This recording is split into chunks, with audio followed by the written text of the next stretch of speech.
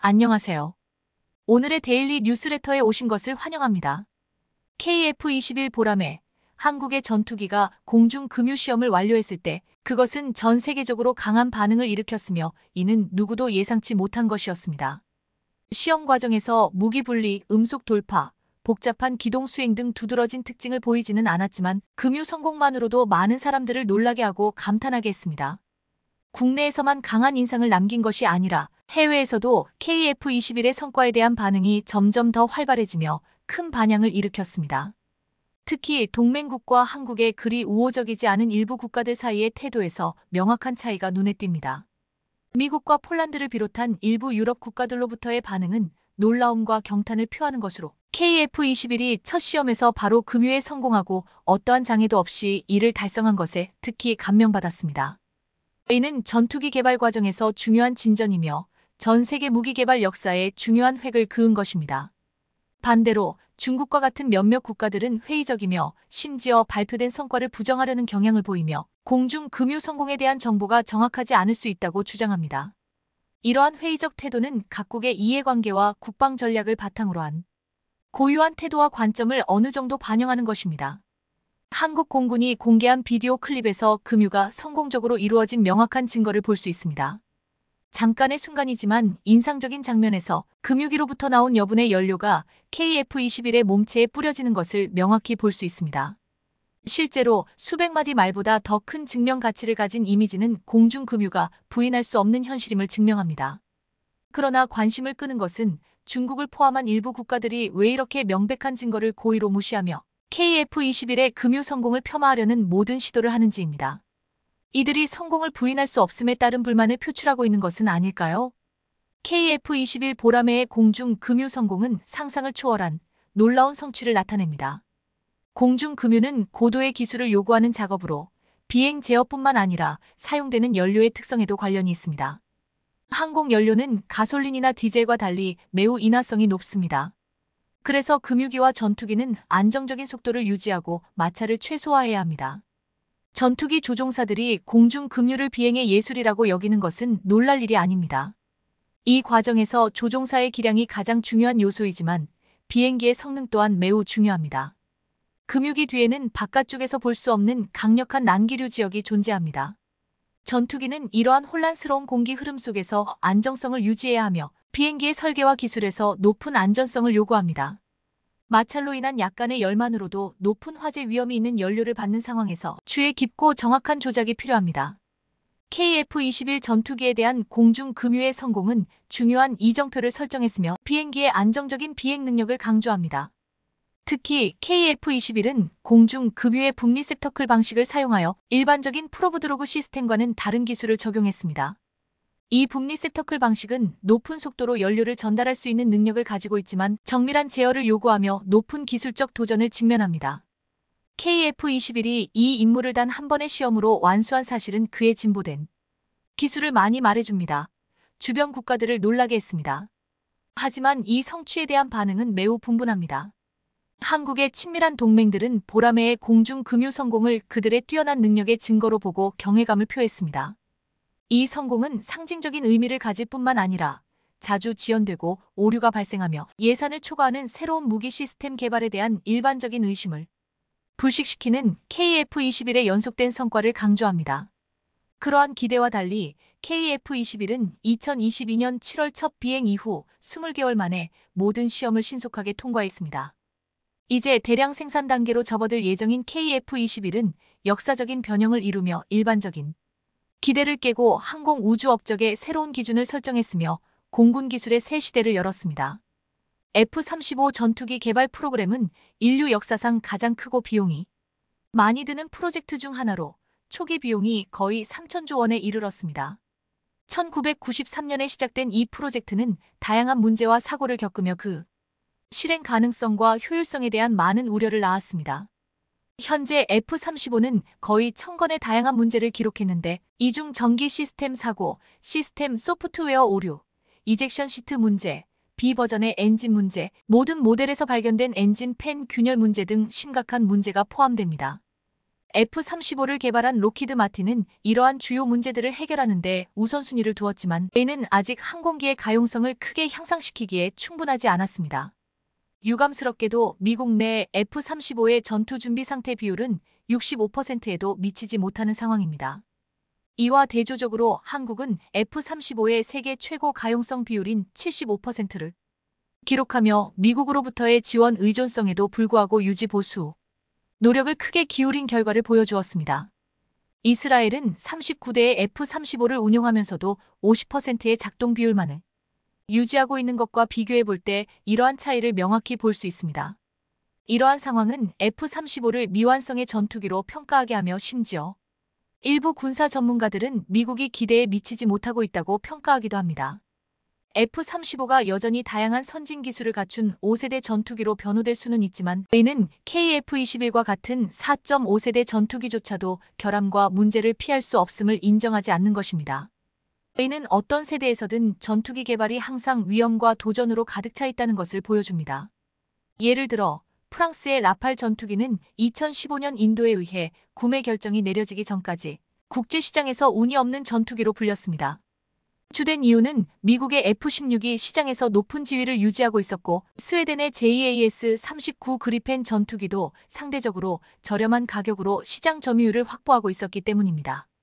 한국이 FX 프로젝트에서 라팔 대신 F-15K를 선택한 것이 라팔의 명성을 떨어뜨리고 수출 시장에서 빛을 발하지 못하게 한 한국의 저주로 알려져 있다는 의견이 있습니다. 비록 이것이 흥미로운 관점이긴 하지만 전문가들은 이 문제에 대해 다른 견해를 가지고 있습니다. 라팔이 시장을 정복하지 못한 것은 마케팅 문제뿐만 아니라 내재된 한계와 기술적 결함 때문이기도 합니다. 그중 하나는 레이더에 관한 문제입니다. 2012년 이전까지 라팔은 여전히 PSA 레이더를 사용하고 있었는데 이는 현대 전투기가 필요로 하는 AESA 레이더에 비해 구식 기술입니다. 당시 프랑스는 자국의 전투기를 위한 AESA 레이더를 생산할 능력이 없었습니다. 라팔과 달리 한국은 KF-21을 위해 국내 기술로 AESA 레이더를 성공적으로 개발했으며 이는 자국 방위 산업에서 중요한 진전을 나타냅니다. 많은 첨단 기술을 사용하고 많은 문제에 직면한 F-35와 비교할 때 라팔은 그러한 강력한 업그레이드를 시도하지 않고 안전을 보장하기 위해 모험을 피했습니다. 한국이 라팔 대신 F-15K를 선택한 결정도 부분적으로 프랑스의 제한 때문에 설명될 수 있습니다. 먼저 저렴한 PSA 레이더가 장착된 기체를 구입한 다음 추가 비용으로 AESA로 업그레이드한다는 제안이었습니다. 이 제안은 한국이 보안 공백을 보장하고 신속하게 전투기 수를 보충해야 한다는 점에서 매력적으로 보였지만 이 나라는 수량보다 질을, 모험보다는 안전을 우선시하는 선택을 했습니다. 결과적으로 이 선택은 가장 현명한 결정으로 입증되었습니다. FX 프로젝트의 첫 단계에서 한국의 F-15K 도입 결정은 2002년에 이루어졌지만 라팔의 레이더는 10년 후인 2012년에야 AESA로 업그레이드 되었습니다. 이는 라팔이 직면한 여러 도전 중 하나에 불과했습니다. 라팔의 엔진 문제도 주목할 만합니다. 처음에는 F404 엔진을 사용했던 라팔은 이후 자체 개발한 M88 엔진으로 전환했습니다. 그러나 이 M88 엔진은 파워가 부족하여 고도가 높은 작업에서 제약이 발생했습니다. 저고도에서는 라팔이 다른 유사한 전투기들보다 높은 기동성을 보이지만 이는 엔진팬의 빠른 마모로 이어져 자주 유지보수가 필요하게 만들었습니다. 2010년대 중반과 후반에 이 문제들은 점차 해결되기 시작했지만 라팔은 여전히 불운한 제품으로 기억되곤 하는 예시 중 하나로 남아있습니다.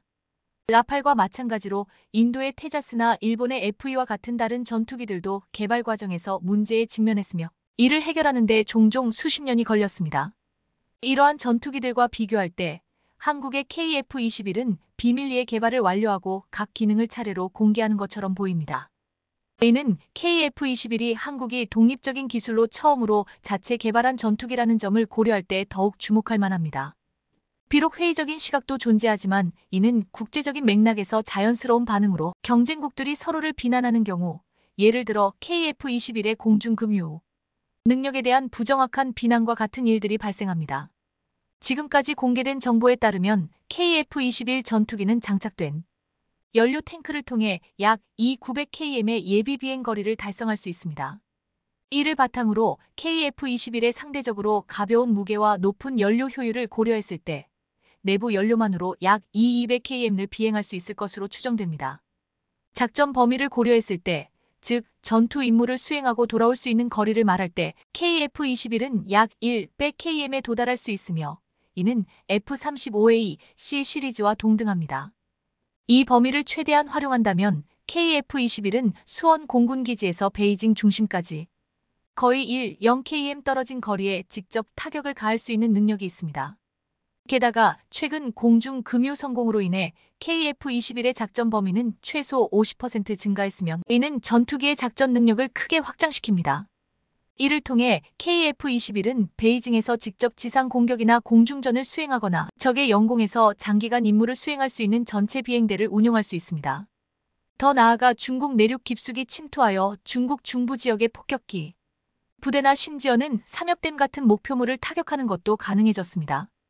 이는 KF-21의 작전 범위가 한반도에서 중국까지 확장되었음을 의미합니다. 게다가 이 모든 것은 최소한의 값에 기반한 것입니다. 이론적으로 공중 금유가 가능하면 전투기는 무한정 공중에 머물 수 있습니다. 이를 통해 한국은 조용히 자신의 작전 영역을 한반도 이외로 확장하고 있으며 이는 국가가 자신감을 가지고 자위 및 잠재적 위협에 능동적으로 대응할 준비가 되어 있음을 보여줍니다. 이는 특히 군사적 개입을 공공연히 선언하는 중국과 같은 나라들에 대응할 수 있는 힘을 갖추었다는 의미입니다. KF-21은 한국의 방위기술 발전에서 중요한 이정표를 나타내며 나라가 위협에 적극적으로 대처할 준비가 되어 있음을 보여주는 새로운 국방정책 시대의 시작을 알립니다. 눈의 가시로 여겨졌던 인니가 이번에 제대로 뒤통수를 쳤습니다. 다름 아닌 최근 KF-21 기술 유출 가담 정황이 추가로 발견되면서 발칵 뒤집어진 건데요. 그런데 이 와중에 UAE가 인니의 자리를 대신해 KF-21 개발에 참여하겠다는 약속을 깜짝 발표하는 등 벌써부터 KF-21 블로기를 쓰고 싶다고 안달이 났다고 합니다. 이 소식에 다른 중동 국가에서도 마음이 급해지며 KF-21을 놓칠까 안절부절하고 있다는데요. 이에 대해 자세히 알아보겠습니다. 한국형 전투기 KF-21을 둘러싼 인도네시아와의 악연이 최근 절정에 다다르고 있습니다. 앞서 KF-21 기술을 유출하려던 인니가 덜미를 잡혔는데 이번에 기술 유출 사건과 관련해 추가 가담 정황이 드러나면서 기술 유출 수사 규모가 확대될 가능성이 매우 커졌습니다. 방산업계에 따르면 최근 국내 수시기관이 인니 국적 어씨가 외부로 빼돌리려 했던 USB 내 자료 중 기밀 혹은 기밀에 준하는 내용을 분석하고 있는 것으로 알려졌습니다. 해당 내용을 잘 아는 방산 관계자는 어씨 외에 또 다른 인니 기술진 B씨가 적극적으로 가담했을 가능성이 있는 것으로 안다고 전하는 등 기술 유출 시도가 여러 차례 있었던 것으로 보입니다. 앞서 KF-21 공동 개발을 위해 KAI에 파견된 인니 기술진 17명의 리더 격인 어씨는 지난 1월 허가 받지 않은 USB 여러 개를 가지고 퇴근하려다 검색대에서 덜미가 잡혔습니다.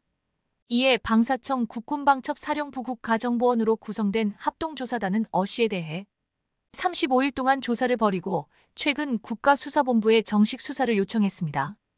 연이은 수사 과정에서 B씨도 주목하게 된 건데 현재 USB에 담겨있던 KF-21 설계도면은 무단으로 촬영한 인물이 누구인지 우선적으로 들여다보고 있다고 합니다. KF-21 자료를 유출한 추가 인물에 대한 혐의점은 이 과정에서 불거졌을 가능성이 높은데요. 실제로 경찰은 포렌식을 비롯한 과학 수사를 통해 USB 기록 과정을 살펴볼 예정인데 이 과정에서 B씨도 입건할 가능성이 큽니다.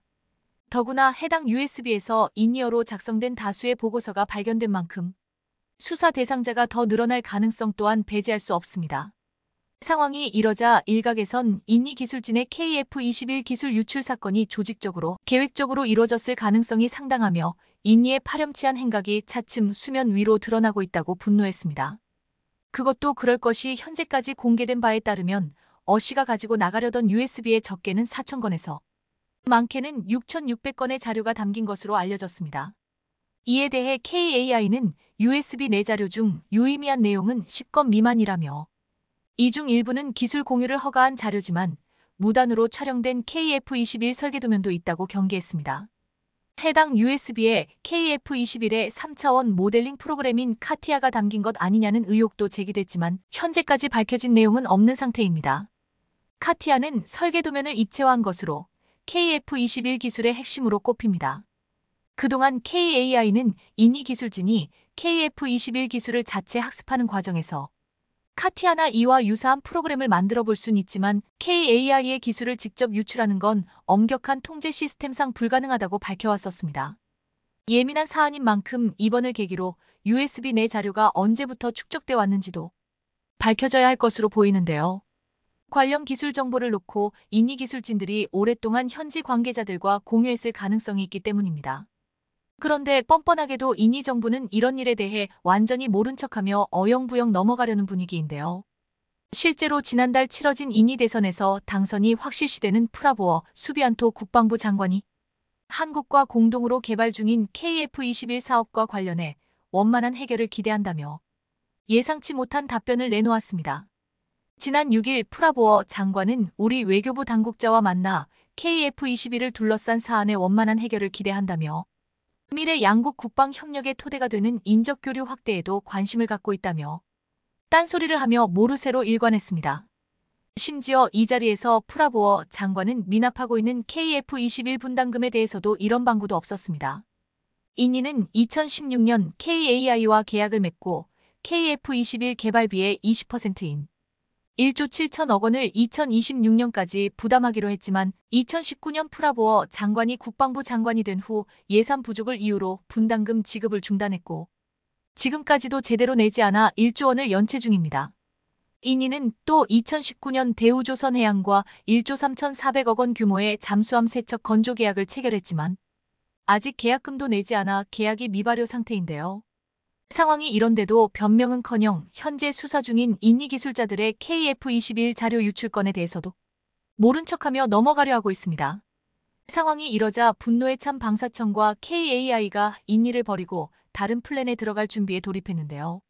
앞서 UAE에서 KF-21 개발에 엄청난 관심을 타냈었는데 UAE와 손을 잡기로 하는 등 큰 결단을 내린 겁니다.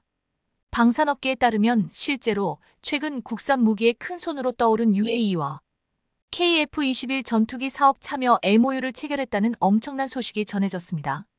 앞서 UAE는 KAI가 생산하는 T-50 고등훈련기 KF-21에 관심을 표명했었는데 특히나 KF-21을 UAE가 기존에 보유한 F-16을 대체하기 위해 눈독을 들어왔었습니다. 이에 방산 전문가들은 UAE가 미국과 F-35 전투기 구매를 위한 협상을 진행하다가 중단하면서 KF-21이 F-35의 대안으로 부상했다고 평가했었습니다. 그것도 그럴 것이 공군 전력 현대화를 추진 중인 UAE가 선택할 수 있는 최선의 선택지는 KF-21로 시제기가 이미 비행을 시작했고 기술과 노하우 이전이 미국보다 수월하기 때문입니다. 이런 이유로 이미 UAE 내부에서는 자신들의 방위산업 육성에도 도움을 줄 수 있는 전투기가 KF-21에 밖에 없다고 답을 내려놓은 상태였습니다.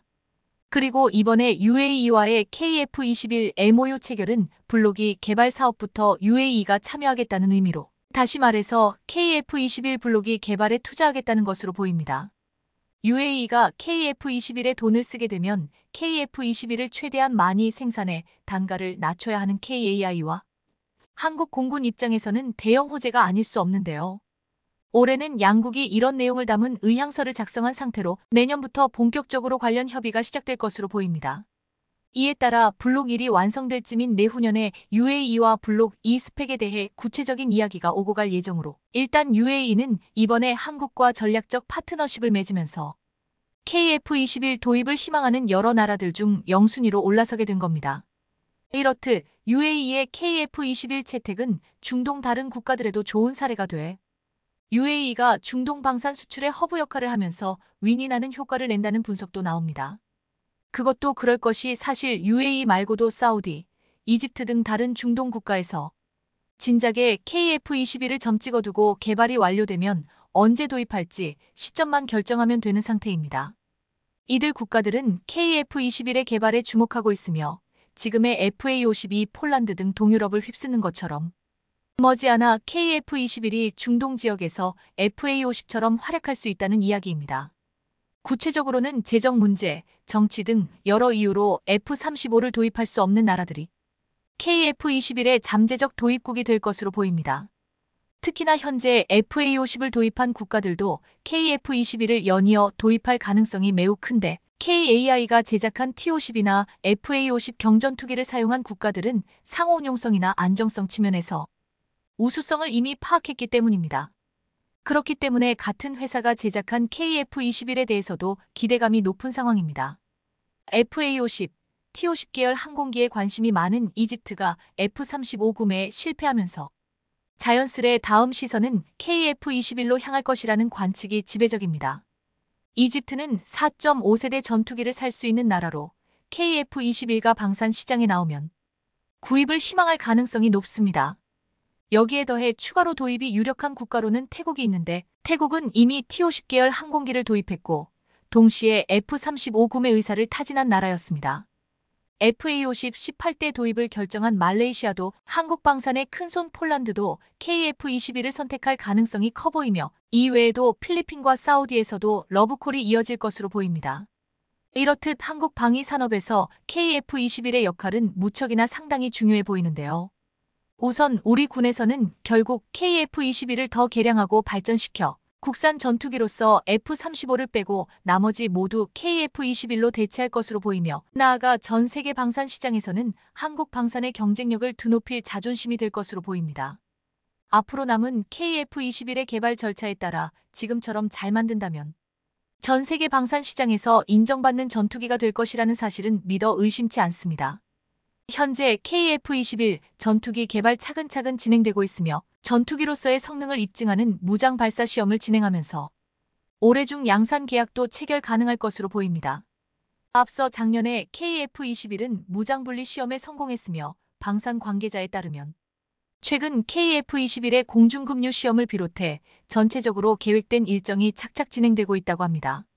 이렇듯 대한민국은 첨단 전투기를 개발하는 만큼 기술 공유를 통한 공동 개발로 투자금을 확보하는 등 국제 협력을 이끌어 내 장기적인 프로젝트를 성공적으로 끝마칠 수 있는 토대를 닦아 나가야 할 것으로 보이는데요. 이번에 UAE와의 협력이 그 초석이 될 것으로 보이며 앞으로도 한국 방산 산업의 글로벌 리더십이 확보될 수 있는 방향으로 흘러갔으면 합니다. 최근 우크라이나 오데사에서 정말 아찔한 사건이 있었습니다. 우크라이나를 방문해 젤렌스키 대통령과 함께했던 그리스 총리의 코앞에서 러시아가 발사한 미사일이 떨어진 것입니다. 지난 6일 러시아가 우크라이나 남부 도시 오데사를 공습한 가운데 이날 이 지역을 시찰한 젤렌스키 대통령과 키리아코스 미초타키스 그리스 총리가 탑승한 차량에서 불과 200m 정도 떨어진 곳에서 러시아 미사일이 폭발했습니다. 이번 공격은 이 지역을 시찰 중이던 두 정상이 오데사 항구에 도착한 직후 발생했고 당시 공습 사이렌이 울렸습니다. 미초타키스 총리는 지난 6일 오데사를 방문해 젤렌스키 대통령과 만남을 갖고 우크라이나에 대한 지원을 약속했는데요. 러시아로서는 눈의 가시 같은 존재였을 것입니다. 다행히 젤렌스키 대통령과 미초타키스 총리는 공습 피해 없이 무사했지만 그리스 관계자에 따르면 미사일 폭발은 자동차 행렬이 있던 곳에서 불과 2에서 300m 떨어진 곳에서 발생했습니다. 오데사는 우크라이나의 곡물 수출에 매우 중요한 요충지이며 우크라이나 해군의 주요 기지이기도 합니다. 러시아는 최근 이 지역에 대한 공습을 강화했으며 지난 2일에는 이 도시의 아파트 단지에 대한 러시아의 드론 공격으로 12명이 사망했습니다. 만일 이번 공격으로 그리스 총리가 사고를 당했다면 전쟁이 유럽 전역으로 번질 가능성도 있었습니다. 러시아가 의도적으로 그리스 총리를 노리고 발사한 것으로 보이기 때문입니다. 샤를 미셸 유럽연합EU 정상회의 상임위장은 두 정상이 방문하던 도중 오데사항을 공격한 것은 러시아가 이번 전쟁에서 얼마나 비겁한 전략을 택하고 있는지를 잘 보여준다고 비난했습니다. 한편 그리스 총리가 수도 키이우가 아닌 오데사를 찾은 것은 이 항구가 그리스에도 전략적으로 중요한 곳이기 때문입니다. 그리스가 오스만 투르크 제국에 대항해 독립전쟁을 일으켰던 19세기 초 오데사의 그리스계 주민들이 중요한 역할을 했고 오데사에는 아직도 그리스 출신 주민들이 남아 있습니다. 러시아가 그리그 총리를 일부러 빗맞춘 것인지 아니면 타격에 실패한 것인지 알 수 없지만 젤린스키 대통령까지 옆에 있었다는 점을 감안했을 때 의도를 가지고 한 공격이었다는 의심을 살만했습니다. 서방이 맹비난하자 러시아는 의도하지 않았다고 발뺌을 했지만 국제사회는 믿지 않는 분위기입니다. 결국 이 사건으로 인해 유럽에서 전쟁에 대한 공포는 더욱 커지게 되었습니다. 그런데 러시아가 이렇게 유럽을 상대로 강하게 나오는 데에는 이유가 있습니다. 최근 EU에서 본격적으로 러시아의 자산들을 건드리기 시작했기 때문입니다. 유럽연합은 최근 영내에서 발생하는 러시아 자본의 이익을 우크라이나 지원에 쓸 것이라고 밝혔습니다. 그리스의 우크라이나 특사인 스피로스 람프리디스는 유럽이 우크라이나를 위한 기금을 마련하려고 공공부문이나 민간에서 러시아의 투자 및 자산으로 나오는 이익을 몰수한다는 합의에 접근하고 있다고 밝혔습니다. 우크라이나 재건에는 약 5천억 유로 정도가 필요한 것으로 추산되고 있는데 유럽 내 러시아 자본의 이익을 몰수하면 500억에서 600억 유로, 약 72조에서 86조 원이 나올 것으로 분석됩니다.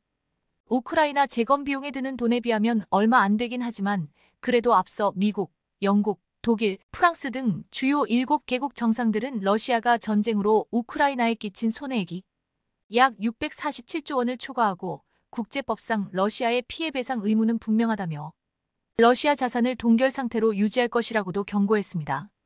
하지만 유럽연합이 러시아 자본의 이익을 몰수하려는 움직임은 러시아 자산을 완전히 몰수한다는 안과는 상당한 거리가 있습니다. 그동안 미국과 영국은 동결된 러시아 은행과 다른 자산을 몰수하기 위한 논의를 주도해왔는데요. 반면 프랑스와 독일은 법률적인 우려와 유로화 안정이 흔들릴 수 있다는 이유로 동결 자산을 직접 몰수하는 방안에 반대해왔습니다. 프랑스와 독일은 러시아 자산을 완전히 몰수하면 다른 국가들이 서방에서 자금을 철수시킬 수 있다고 우려하고 있습니다.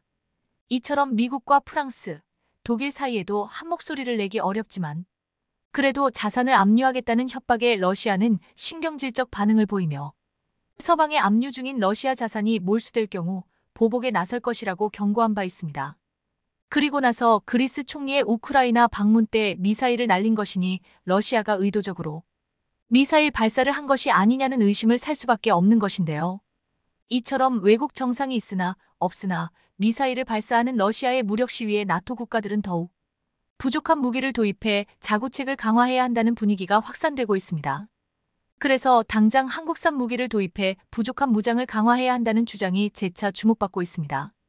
베네데타 베르티 NATO 정책기획관은 지난 26일 나토는 포탄 등 당장 필요한 군수품을 신속히 외부에서 조달할 방안에 대해 고민하고 있으며 자체 방산 역량을 높이기 위해 노력할 뿐 아니라 한국과 같은 방산 강국과 협력하고자 합니다. 라고 말했습니다. 또 베네타 베르티 NATO 정책기획관은 한국이 우크라이나를 왜 지원해야 하는가? 라는 질문에는 이렇게 대답했습니다. 우크라이나를 도울 최선의 방법은 각국이 스스로 선택해야 한다. 하지만 푸틴이 전쟁에서 성공하면 유럽뿐 아니라 국제사회 전체가 불안해지기 때문에 전쟁은 우리 모두의 문제다. 북한과 중국 등 권위주의 국가가 잘못된 교훈을 얻도록 둘 순 없다. 지금 우리가 내는 비용은 푸틴이 승리했을 때 내야 할 대가보다는 훨씬 적다. 얼마 전 워싱턴 포스트는 한국이 최선의 거래처라면 한국산 무기를 사야 한다는 익명의 나토 관계자 발언을 보도했는데요. 지금까지 나토 회원국들은 개별적으로 한국산 무기 구매 계약을 맺었지만 나토 차원에서 한국산 무기나 군수품을 구입한 적은 없었습니다. 지금까지 수년간 나토 회원국의 방위산업은 적시 생산 방식, 즉 수요에 따라 그때그때 생산의 재고를 최소화하는 방향으로 운영됐습니다. 하지만 우크라이나 전쟁이 2년을 넘어서자 더 이상 이런 방법으로는 러시아의 대공세를 막아내기 힘들게 되었기 때문인데요. 그런데 유럽 각국은 말로는 유럽의 포탄 생산량을 올해 말까지 연간 140만 발 수준으로 높이겠다고 말하지만 유럽 방위산 업체들은 각국 지도자들이 충분한 정치적 의지를 보이지 않는다며 불만을 토로하고 있는 실정입니다. 유럽 입장에서는 우크라이나 전쟁을 제외하면 장기적 수요가 확실치 않은 만큼 포탄 생산 라인을 증설하고 인력을 충원하며 생산에 필요한 핵심 자재를 확보하려고 나서기에는 경영상 리스크가 큽니다. 그래서 유럽 각국 정부들이 유럽의 방산 업체들과 장기 계약이나 지속적인 투자를 약속하는 데 소극적인 것인데요. 이러니 유럽에서 신속히 포탄 및 방산 무기들이 생산되기가 어려운 것입니다. 그래서 워싱턴 포스트는 이 문제의 핵심은 냉전 종식 이후 군축을 계속해온 유럽 각국이 군수 제조 역량을 되살리는데 충분한 예산을 배정할 것인지가 될 것이라고 분석했습니다. 유럽 일각에선 우크라이나에 충분한 무기를 공급하기 위해 제3국에서 무기를 수입하는 방안도 거론됐지만 프랑스, 독일 등의 반대로 사실상 무산됐지만 이번 그리스 총리에 대한 무분별한 공격으로 상황이 달라졌다는 분석입니다. 게다가 미국의 차기 대통령으로 트럼프 전 대통령의 당선 가능성이 높아지자 유럽은 지금 대안을 마련하느라 안절부절하는 모습입니다. 트럼프 전 대통령이 유럽의 입장에서 경악할 만한 언급을 했기 때문입니다. 도널드 트럼프 전 미국 대통령은 지난 19일 나토 동맹국들이 충분한 방위비를 지불하지 않으면 러시아의 공격을 용인할 수 있다는 취지의 발언을 해 유럽에 엄청난 충격을 주었습니다. 미 언론들은 아메리카 퍼스트라는 구호와 함께 고립주의 외교 노선을 고집해온 트럼프가 만일 오는 11월 재선에 성공할 경우 나토뿐만 아니라 한국, 일본 등 다른 동맹국들에 대한 방어 공약도 약화시킬 가능성이 크다고 전망했습니다. 지난 2014년 나토 동맹국들은 2024년까지 국방비를 GDP의 2%까지 증액하기로 합의했는데 트럼프의 이날 발언은 나토 동맹국들을 압박해 방위비를 더 받아내겠다는 뜻으로 해석됐습니다. 트럼프의 폭탄 발언에 나토 사무총장은 11일 성명을 내고 동맹이 서로 방어하지 않을 것이라는 암시는 미국을 포함해 우리 모두의 안보를 훼손하고 미국과 유럽의 군인을 위험하게 한다. 조 바이든 대통령도 성명에서 트럼프 발언은 러시아가 우크라이나뿐만 아니라 폴란드와 발트의 국가들도 공격해도 된다는 청신호다. 이건 그야말로 끔찍하고 위험하다고 비난했습니다. 이미 많은 나토 회원국들이 기술과 생산력에서 앞서 나가는 한국 방산과 협력하고 있지만 밖으로는 러시아의 위협이, 안으로는 트럼프 전 대통령의 재선 가능성으로 압박을 당하는 유럽으로서는 결국 한국산 무기 도입에 나서지 않을 수 없을 것으로 전망됩니다. 한국항공우주산업 KAI가 사상 최대의 실적을 기록한 가운데 유럽의 불가리아가 4조 원의 실탄을 장착하고 한국의 장갑차와 자주포에 관심을 보이고 있고 유럽에서 강력한 경쟁자가 제거되면서 한국산 장갑차와 자주포에 대해 예약이 폭주하고 있습니다. 불가리아는 왜 한국산 무기들에 적극적인 관심을 보이고 있는 것인지, 또 유럽에서 한국의 강력한 경쟁자가 스스로 무너진 상황이 발생해 한국산 레드백의 수요가 더욱 더 늘 것으로 전망되는 이유는 무엇인지 오늘은 이 내용 자세히 전해드립니다. 한국항공우주산업 KAI의 지난해 매출액이 공개되자 주요 방산국들이 깜짝 놀랐습니다. 한국방산을 대표하는 KAI의 지난해 매출은 전년 대비 37% 증가한 3조 8천억 원에 달했기 때문입니다. KAI가 이처럼 창사 이래 최대 실적을 거둔 배경에는 폴란드의 FA-50GF-12대를 성공적으로 납품하고 KF-21 상륙 공격 헬기, 소해 헬기 등을 안정적으로 개발하고 수출한 것이 결정적 역할을 한 것으로 분석되는데요. 그런데 KAI의 호실적은 올해도 이어질 전망입니다. KAI는 올해도 한국 공군의 TA-50 2차 사업 납품을 이어가고 연말 소형 무장 헬기 LAH 양산 및 납품을 시작할 예정이기 때문입니다. 호실적에 자신감을 얻은 KAI는 이제 인공지능 기반 무인 전투기가 포함된 차세대 공중 전투체계 개발에 집중하기 위해 1,000억 원을 투입하기로 했습니다. KAI의 기술을 바탕으로 한 유무인 복합체계는 앞으로 공중전의 승패를 가를 게임 체인저가 될 것으로 주목받고 있는데요. KAI의 유무인 복합 패키지 기술이 해외로 수출되는 KF-21과 FA-50에 적용할 경우 수출 경쟁력까지 크게 강해질 것으로 전망됩니다. 이런 분위기 속에서 한국 방산을 원하는 나라들이 유럽에서 점점 더 늘고 있어 올해도 한국 방산 기업들의 매출에 장밋빛 전망을 더하고 있습니다. 최근 미 대통령 선거를 앞두고 트럼프 전 대통령이 대가를 충분히 지급하지 않은 나토국에 대해서는 러시아에게 그들이 원하는 대로 하라고 하겠다는 폭탄 발언을 하자 유럽은 발칵 뒤집혔고 저마다 방위력 증강에 골몰하고 있습니다. 그동안 구소련제 낡은 무기들을 운용하던 불가리아 역시 발등에 불이 떨어진 격입니다. 그러자 불가리아는 루멘 라데프 대통령이 직접 나서 한국 국회의장이 불가리아를 방문한 자리에서 이렇게 요청했습니다. 얼마 전 한국이 폴란드에 수출한 전투기 FA-50이나 KE 전차에 관심이 많다. 방위산업 분야에서 한국과 적극적으로 협력하기를 희망한다. 불가리아 대통령은 콕 집어 FA-50과 KE 전차를 거론했습니다. 폴란드가 한국으로부터 도입한 경공격기와 전차는 물론 그와 관련되어 있는 한국의 방산 무기체계 도입을 눈여겨본 것입니다. 바르샤바 조약기구의 일원이었던 불가리아는 2004년 나토에 가입해 서방국의 일원이 되었지만 전차의 경우 구소련의 수출형 모델인 T-72M1과 T-72M이 80대를 운용 중이었습니다. 이 전차는 걸프전에 사용되었던 모델로 그야말로 낡은 무기체계였습니다. 하지만 이제 이런 무기로는 자국을 직접 방해할 수 없다는 것을 깨달은 불가리아는 2022년 4조 원 규모의 예산을 책정해놓고 서구권 무기를 적극적으로 구매해 군 현대화를 적극적으로 추진해왔습니다. 특히 불가리아 육군이 구매하고 싶어하는 무기는 기계와 여단용 장갑차입니다. 현재 불가리아 육군의 주력 장갑차는 BTR-60으로 1950년대에 개발된 차륜형 장갑차입니다. 현대적 장갑차를 원하고 있지만 그동안 예산을 맞추지 못해 계속 도입이 불발되었습니다.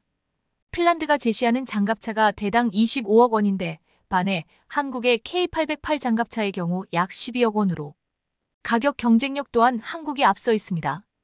또 한국의 K21 보병 장갑차도 불가리아가 원하는 장갑차의 좋은 대안이 될 수 있습니다. 불가리아가 한국으로부터 K21 보병 장갑차를 구매하고 여기에 한국의 현공 대전차 미사일로 공격력을 강화한다면 불가리아는 가성비 최적의 방어력을 갖추게 될 것입니다. 불가리아 육군 개혁의 핵심은 사실 자주포 도입입니다. 그동안 불가리아는 1970년대부터 배치된 구소련의 ES-1 자주포를 운용해왔습니다. 122mm 곡사포를 장착하고 있으며 분당 4에서 5발 내외로 사격할 수 있습니다. 하지만 장전부터 발사까지 하려면 4에서 6명의 승무원이 필요하고 얇은 장갑으로 피격 시 생존성이 낮다는 단점이 있었습니다. 그래서 불가리아 육군은 현재 기동력이 우수하고 자동장전 시스템을 갖춘 155 자주포를 강력히 원하고 있습니다. 여기에 기계와 보병용 대공 장비 구매, 대공 방어체계 구축, UAV 체계 구축 등도 함께 추진할 예정이라고 하는데요. 불가리아는 현재 약 200대의 BM-21 다연장 로켓포를 운용하고 있는데 정확도도 낮고 사용 후 재장전 때까지 많은 시간이 걸려 교체를 갈망하고 있습니다.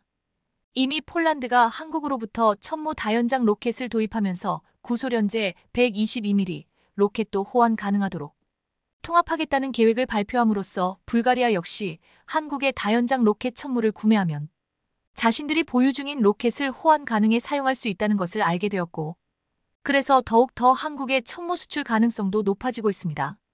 천무는 미국의 하이마스보다 2배 더 많은 미사일 발사가 가능하며 가격은 하이마스보다 절반이기 때문에 구매 당사자의 입장에서는 매력적인 무기이기 때문입니다. 또한 불가리아 해군은 디젤 추진 잠수함과 미사일 함정 획득을 추진하면서 전투력 증강을 위해 이 분야 역시 한국 방산의 장점이 집약되어 있는 분야라 한국이 무기 수출에 있어 유리한 고지를 점할 수 있을 것으로 예상됩니다. 현재 불가리아는 전쟁 중인 우크라이나에 구식 소련제 무기 보내며 무기 공백을 나토와 상호 교류 가능한 신형 무기들로 채우려 하고 있습니다. 특히 우크라이나에 장갑차를 보낼 예정인데요.